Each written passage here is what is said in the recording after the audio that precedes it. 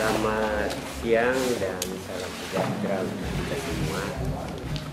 Tadi baru saja kita ikuti bersama kegiatan launching program dari Kementerian Sosial berupa penyaluran bantuan sosial tunai pada 1.570 keluarga penerima manfaat oleh rekan-rekan dari kantor pos dan BRI dan BNI. Jumlah dana dari yang mereka akan terima dalam 600.000 dibayarkan selama 3 bulan, dan untuk hari ini yang tadi di launching itu adalah dana yang masuk pada bulan April sebanyak 924 juta. Ini hari ini mulai didistribusikan oleh kantor pos BRI dan BNI. Dasar dari bantuan ini surat Direktorat Jenderal Penanganan Fakir Miskin Kementerian Sosial Republik Indonesia nomor 1661 tanggal 17 April 2020 bahwa dalam surat itu ditetapkan jumlah dana yang akan diterima KPM adalah 600.000 dan dibayarkan selama 3 bulan mulai April, Mei, Juni 2020 dalam rangka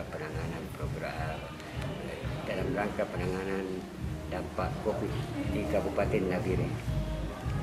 Berikutnya juga tadi yang di launching adalah program sembako.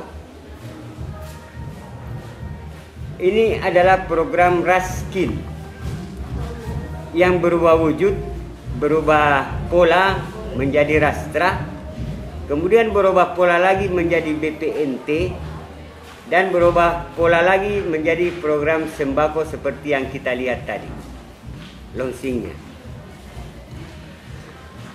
Jumlah KPM yang mendapatkan bantuan di Kabupaten Nabire 4.886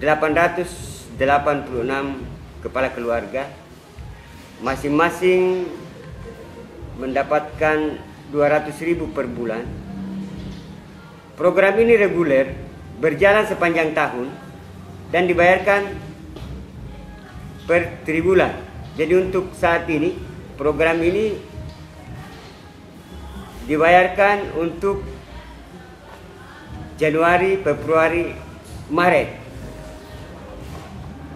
Penerima manfaat KPM, kepala keluarga atau KPM atau penerima manfaat langsung mengambil dananya di Bank BRI serta unit-unit BRI lainnya di kampung-kampung atau di distrik-distrik yang ada di Nabire. Dan hari ini juga Bank BRI mulai menyalurkan dan membayarkan ke masyarakat. Program sembako ini yang saya sebutkan dananya 200.000 ini dapat dibelanjakan langsung di BRI Link yang ada disiapkan oleh Bank BRI. Jadi seperti namanya e-warung, toko-toko warung-warung yang menyediakan sembako, tempat belanja oleh KPM melalui kartu ATM yang dibagikan oleh Bank BRI.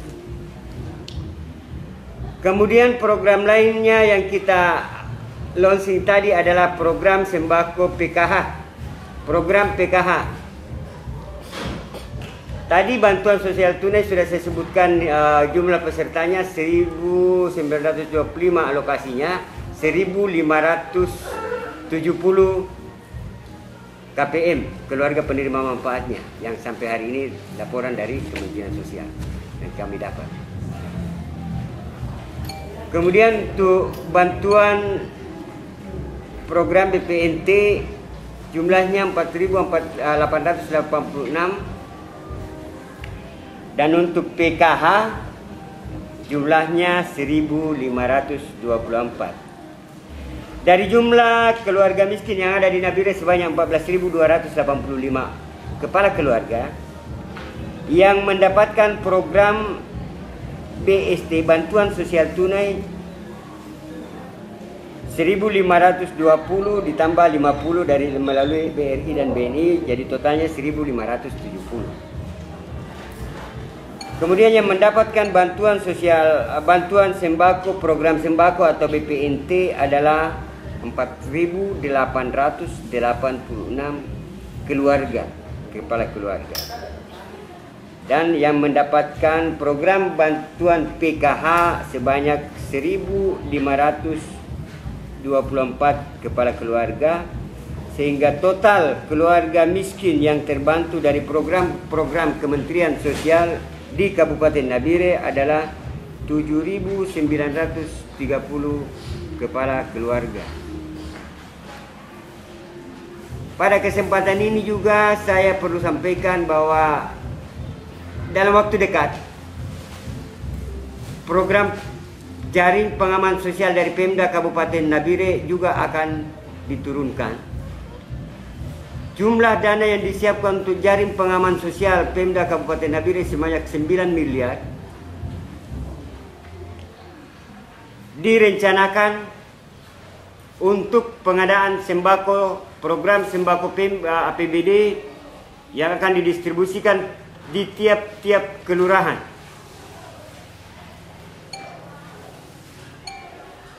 Alokasi program sembako, penetapan alokasi sembako untuk tiap kelurahan tidak sama, tidak dibagi secara merata, tetapi tergantung dengan angka kemiskinan, jumlah keluarga miskin yang ada di masing-masing kelurahan. Sekali lagi, didistribusikan berdasarkan jumlah keluarga miskin yang ada di tiap-tiap kelurahan. Jadi ada kelurahan yang mungkin sama angka kemiskinannya, penduduk miskinnya, tapi ada juga kelurahan-kelurahan yang tinggi nilai keluarga miskinnya. Ini semua akan kami bagi secara adil. Kita juga proporsikan untuk masyarakat-masyarakat yang non-DTKS. Jadi di masyarakat untuk keluarga miskin ada terbagi dua. Yang terdampak COVID-19 ini di kelurahan ada dua kriteria. Satu, masyarakat miskin DTKS. Masyarakat miskin yang ada dalam data terpadu kesejahteraan sosial. Ini yang perlu diutamakan, dibantu oleh Pemda. Ini masyarakat miskin DTKS, mereka yang berada di tatanan kehidupan masyarakat paling bawah, tingkat perekonomiannya paling bawah. Ini kita prioritaskan. Jumlah di Kabupaten Nabire, di distrik Nabire, jumlah di distrik Nabire ada 876 KK. Ini yang kita harus prioritaskan. Sementara total sembako yang akan kita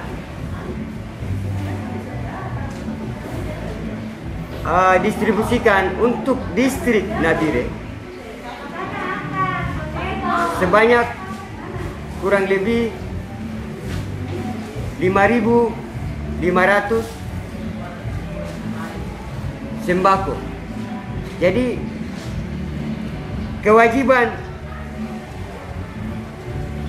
untuk membantu masyarakat bawah adalah 876 paket. Ini harus, sisanya dari sekitar 4.000, sekitar 4.000 atau 4.000 sekian itu diserahkan ke kelurahan masing-masing. Bagaimana cara pendistribusiannya? Tentunya dengan kriteria-kriteria yang sudah ditetapkan oleh pemerintah. Seperti dipesankan tadi Pak Bupati, pegawai negeri sipil TNI Polri tidak berhak untuk mendapatkan bantuan ini. Jadi kalau ada di lapangan, teman-teman wartawan, teman-teman LSM atau masyarakat temukan ada pegawai negeri, ada TNI Polri yang mendapatkan bantuan ini, silakan melaporkan baik melalui kelurahan, melalui dinas sosial, melalui kepolisian. Dinas sosial siap memverifikasi kembali dan bila memungkinkan bantuan yang sudah ada di keluarga yang tidak berhak akan ditarik kembali dan diserahkan ke yang lebih berhak menerima.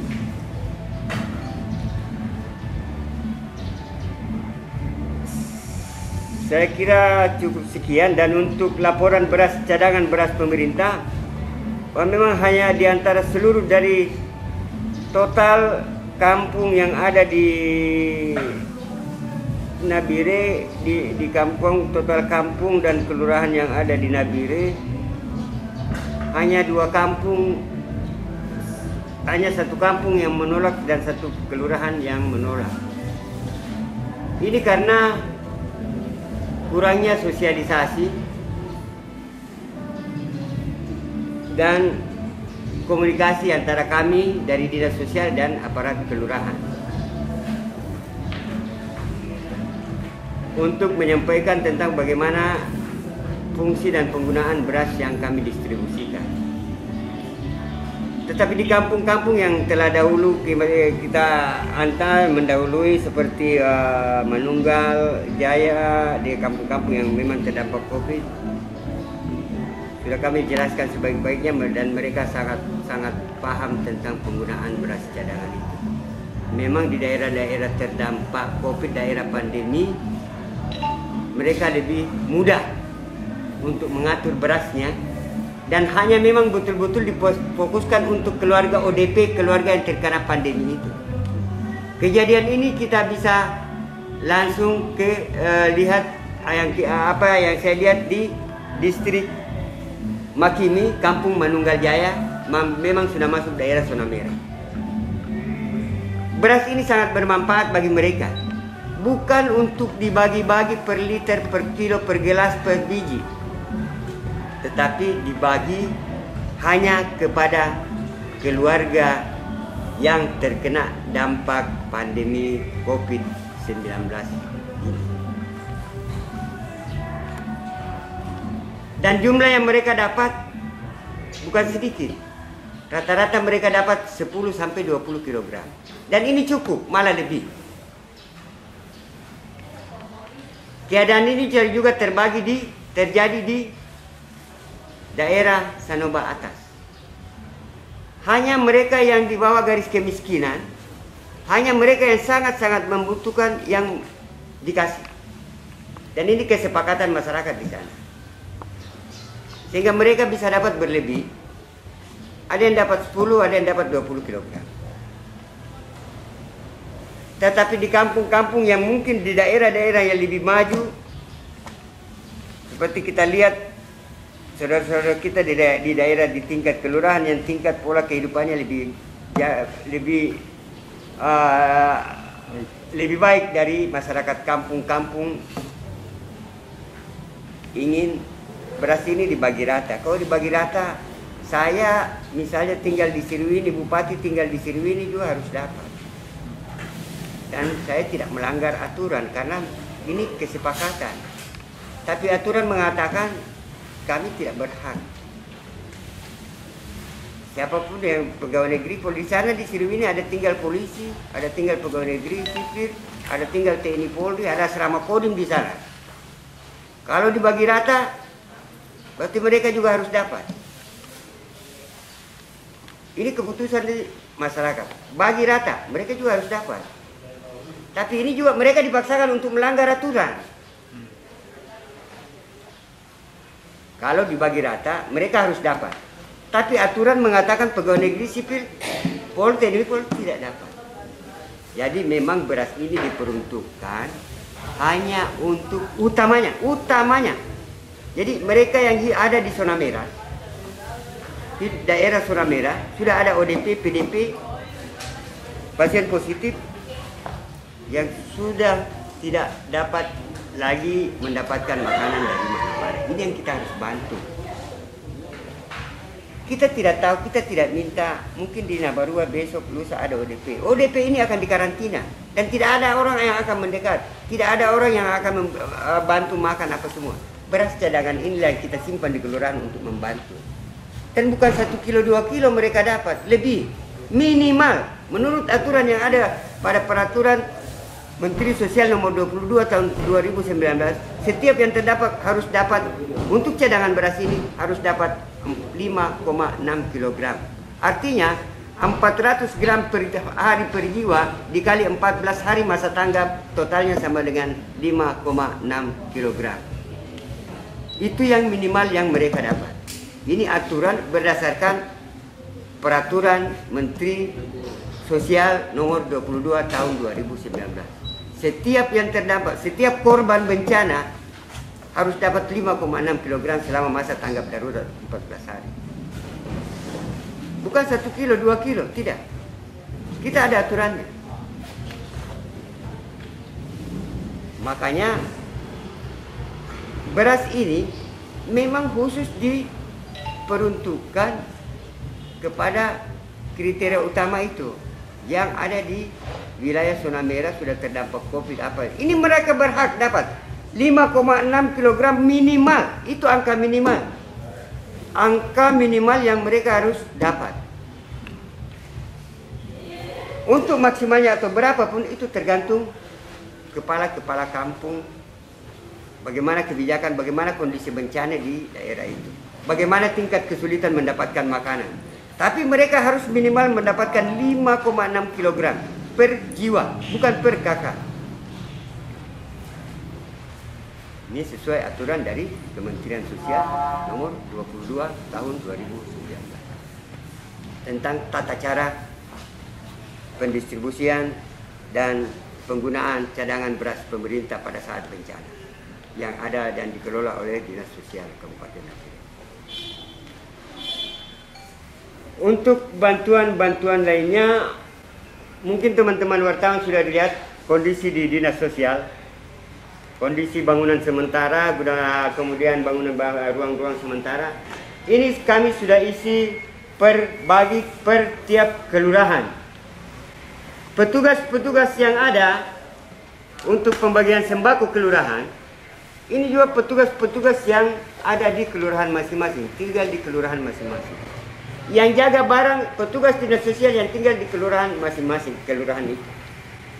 Mereka yang kerjakan barangnya, mereka yang nanti akan kawal distribusi barangnya, itu teman-teman yang ada di dinas sosial, baik pendamping, baik tenaga TKSK, ataupun karyawan, yang tinggal di daerah-daerah di kelurahan-kelurahan masing-masing. Misalnya kelurahan Karangtumaritis, yang bertugas mendistribusikan, mengemas barangnya apa semua, mendistribusikan nanti, menyampaikan ke kelurahan nanti, itu mereka yang bertempat tinggal berdomisili di kelurahan Karangtumaritis. Jadi mereka akan tahu. Kalaupun ada kesalahan, mungkin ada ini telur salah ada yang bau-bau ini busuk. Mereka bisa yang informasikan masyarakat. Itu busuk karena berapa hari di gudang, karena ada pecah satu meleleh ke sebelah.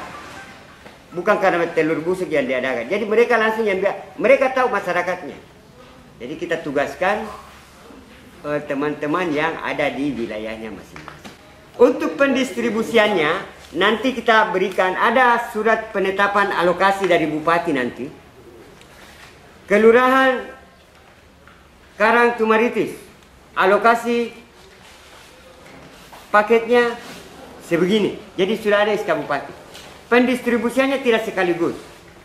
Kenapa? Mengingat stok bahan makanan di Nabire sudah menipis. Ini untuk yang ada di Nabire, ini sumber dari beberapa kabupaten lain.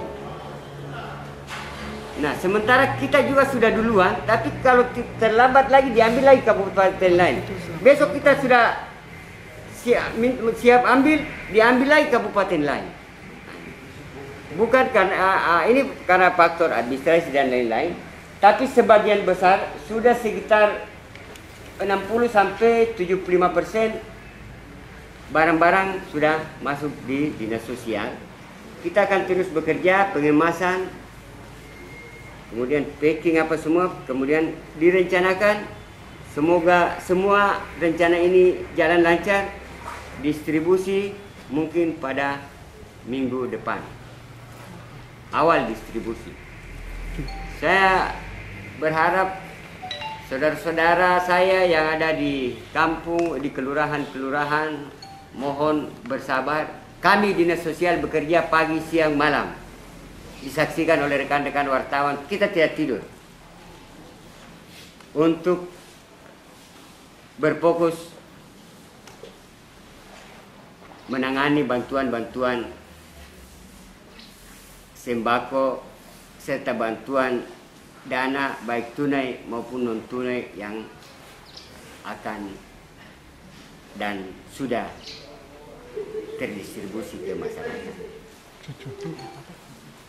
Saya sudah jelaskan pada rapat tim COVID kemarin sore, semua kelurahan bisa mendapatkan 2 ton, bahkan kalau Pak Bupati katakan 2 ton, Pak Sekda katakan 2 ton, Kepala Dinas Sosial katakan 3 ton. Saya bisa siapkan 3 ton untuk per kelurahan. Yang penting laporan dropping pertama distribusi awal 1 ton, ada laporannya ke laporan pendistribusian masuk ke Dinas Sosial, karena ini mekanisme yang ada dalam di Kementerian Sosial. Beras bisa keluar berikutnya 1 ton berikutnya bila ada penggunaan laporan sebelumnya 1 ton. Berdasarkan BNBA, by name by address, ini dibuktikan dengan kartu tanda penduduk dan kartu keluarga, serta benar-benar yang terdampak bencana sesuai dengan aturan Kementerian Sosial. Jangankan 2 ton Pak Bupati sampaikan, saya kasih 3 ton, tapi sesuai dengan kriteria-kriteria dan ketetapan aturan-aturan yang dikeluarkan oleh Kementerian Sosial sesuai dengan peraturan nomor 22 tahun 2019 itu, tentang bagaimana tata cara pengelolaan dan pendistribusian beras cadangan beras pemerintah yang ada di kabupaten. Ya, dan kami harus diburu sampai selesai mulai hari pertama distribusi sampai hari ke-14. Hari ke-14 ini sudah harus masuk laporannya. Untuk baru kita pertama. Ya, untuk yang pertama. Hanya 14 hari. Hanya di masa tanggap darurat. Kalau SK Bupati sudah berakhir mengenai SK tanggap darurat, laporan harus masuk. Laporan penggunaan beras harus masuk ke Dinas Sosial. Dan untuk kelurahan kita akan ganti tambah 1 ton kembali. 1 ton ini habis dan masih belum cukup. Masukkan laporan lagi, saya kasih lagi 1 ton, 3 ton jadi total bisa 3 ton. Ya, ini mekanisme yang ada di semua Dinas Sosial Kabupaten Kota, semua Dinas Sosial Provinsi dan di Kementerian Sosial. Mekanisme yang ada seperti itu. Tidak bisa langsung 2 ton keluar tanpa pertanggungjawaban. Jadi kalau merata 1 ton, 1 ton, 1 ton, 1 ton ini harus ada laporannya, penggunaannya, baru kita bisa dropping. Silakan kelurahan, mau apa ke Dinas Sosial saya kasih. Belum ada laporan sampai hari ini. Ini hanya 14 hari tenggang waktu. Kita diberi. Sama seperti saya. Cadangan beras kabupaten ada 100 ton. Sekarang saya keluarkan 95 ton. Masih ada sisa 5 ton di Bulog. Jadi beras-beras ini 95 ton tetap adanya di Bulog. 5 ton cadangan saya juga masih ada saya simpan. Ini untuk mengantisipasi kekosongan beras di daerah, di Bulog atau di masyarakat. Saya masih simpan 5 ton dan tidak bisa diganggu-gugat oleh Bulog dalam keadaan apapun, hanya dipakai saat bencana. Kita tidak tahu berapa bulan ke depan setelah masa COVID berakhir ini masih ada bencana apa. Jadi saya masih simpan 5 ton lagi. Sementara kabupaten-kabupaten lain sudah keluarkan 100 ton. Kalau terjadi bencana dia tidak punya cadangan beras. Habis. Saya masih ada 5 ton. Sebelum 5 ton ini nanti dipakai, kita juga akan minta surat penggantian pertanggungjawaban penggantian 95 ton ini ke Kementerian Sosial.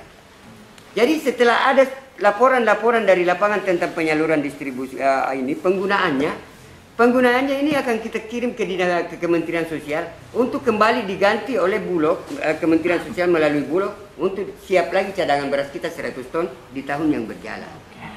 Tanpa kita laporan, kita tidak akan terganti beras kita. Nama-nama ini ada di kantor pos, ada di BRI. Kemudian nama-nama jadi penerima ini nanti khusus yang dari dinas sosial yang ada, itu kita akan kasih ke kelurahan. Kemudian kelurahan juga sekarang ada di perintahkan untuk kumpul KTP masyarakat yang tidak mampu apa semua, itu nanti akan dipadukan. Data dari dinas sosial dengan data dari kelurahan. Kemudian paket-paket sembako ini kita akan cetak baliho besar. Jangan sampai ada penyelewengan setiba didistribusikan, ya, ada penyelewengan. Jadi kita akan cetak di tiap-tiap kelurahan baliho besar ini. Betul. Jumlah satu paket itu isinya apa? Di sana ada teman-teman wartawan mungkin ada beras 20 kilo. Jangan sampai yang tiba di masyarakat ini cuma 5 kilo atau 10 kilo. Kemana 10 kilonya? Jadi biar masyarakat sendiri yang terima, masyarakat sendiri yang mengawasi, masyarakat sendiri yang mendistribusikan dan lain-lain di kelurahan nanti. Kita akan buka-buka di sana. Kemudian kita akan buka juga jatah-jatah alokasi-alokasi kelurahan. Ini kita akan tempel di kelurahan-kelurahan dalam bentuk baliho. Kelurahan Bu Yonore, jadi semua baku tahu, semua kelurahan ini. Lurah Nabarua tahu berapa lurah Sriwini, lurah-lurah bisa ketemu. Semua kelurahan ini kita akan berikan datanya.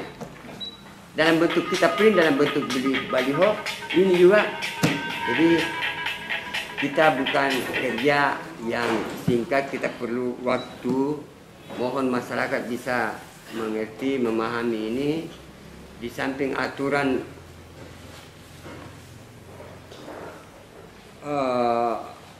administrasi untuk penggunaan dananya bukan mudah di masa COVID ini. Walaupun aturan pengadaannya dipermudah, tapi aturan untuk pengelolaan dananya bukan gampang. Tidak sama dengan pengelolaan keuangan barang-barang lain.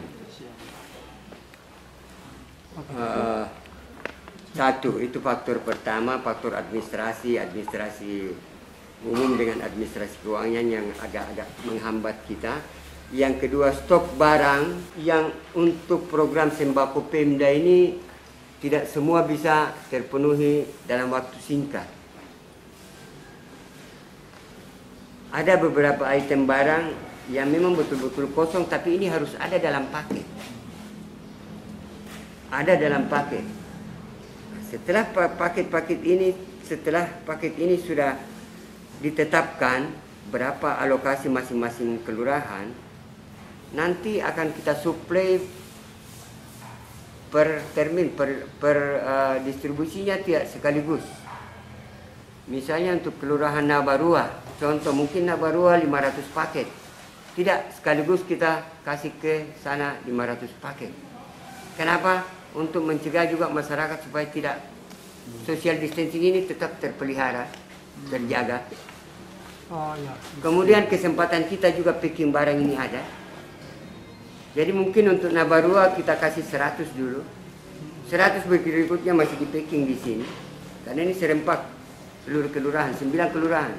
Jadi mungkin hari ini kita bagi selesai packingan 900, kita bagi 100 ke kelurahan. Tidak sekaligus kelurahan ini sebegini. Pertama, menjaga social distancing. Kedua, untuk pemaketan juga di dinas sosial. Kita butuh penghematan tenaga, mereka catat untuk pemaketan ini. Pemaketan ini barang 5.500 dipaketkan. Mereka teman-teman lembur pagi, siang, malam. Seperti yang kita saksikan sekarang. Makanya saya ajak wartawan masuk ke sini. Pada saat distribusi, wartawan masuk ke sini. Teman-teman yang lembur ini untuk bikin kopi saya bilang jangan pakai kopi yang ada gelap gula yang ada di bantuan. 1 sendok saya tidak bisa kasih teman-teman saya. Lebih baik saya belikan daripada saya pakai gula bantuan 1 sendok. Siap. Telur juga begitu, untuk makan begini mereka butuh makan, tapi jangan korek telur super mie yang ada di sini. Lebih baik kita beli, kita bon, nanti ada baru kita bayar dari kita barang ini yang kita pagi.